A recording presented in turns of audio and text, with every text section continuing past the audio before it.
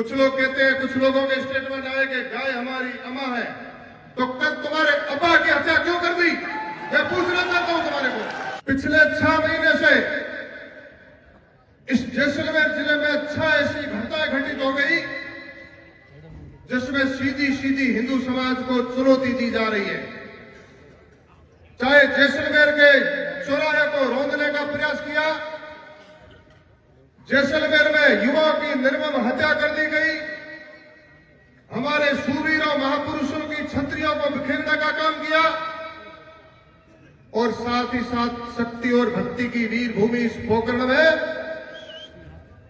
गायों की निर्मम हत्या का जो पर्दाफाश हुआ है, हमारे लिए खुली चुनौती है। हिंदुओं के जागने का बहुत बड़ा अवसर हमारे लिए। यह कम घटना नहीं है, यह बड़ी टेस्टिंग हो रही है।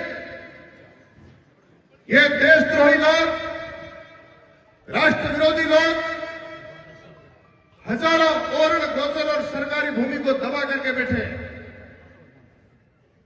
गायों की निर्मम हत्या कर रहे हैं, बैलों की हत्या कर रहे हैं।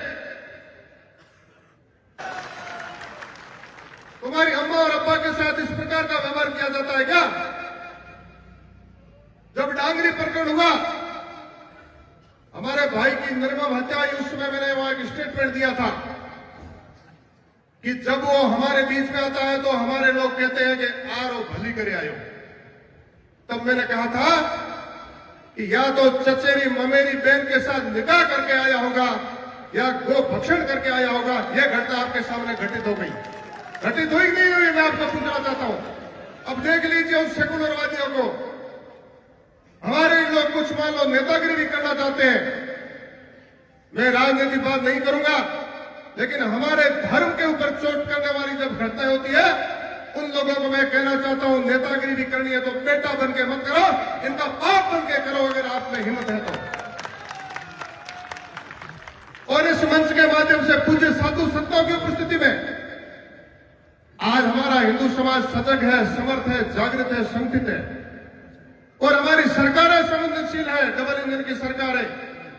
एक एक घटना के ऊपर लगातार निगाह है और लगातार मॉनिटरिंग हो रही है कि इस प्रकार की घटनाओं को हम रोकेंगे, इनको पर लगाम लगाएंगे, कानून के शिकंजे में इनको जेल की शीखों के पीछे लेकर के आएंगे। हमारी सरकार कटिबद्ध है।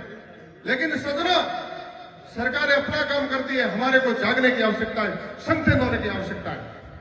पूज्य साधु संतों ने जिस प्रकार को सदैव हमारे को एक दिशा दी, उस अनुसार हमारे को चलना होगा। लेकिन मंच के माध्यम से मैं उन गद्दार और देशद्रोहियों को कहना चाहूंगा, हम पाकिस्तान को चुनौती देते हैं यहां से कि पाकिस्तान की सोच करने वाले लोग जो यहां बैठे हैं,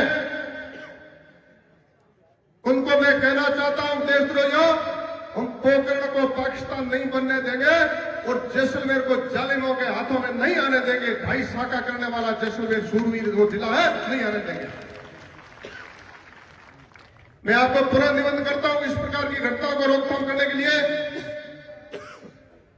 हमारे को संगठित होने की आवश्यकता है।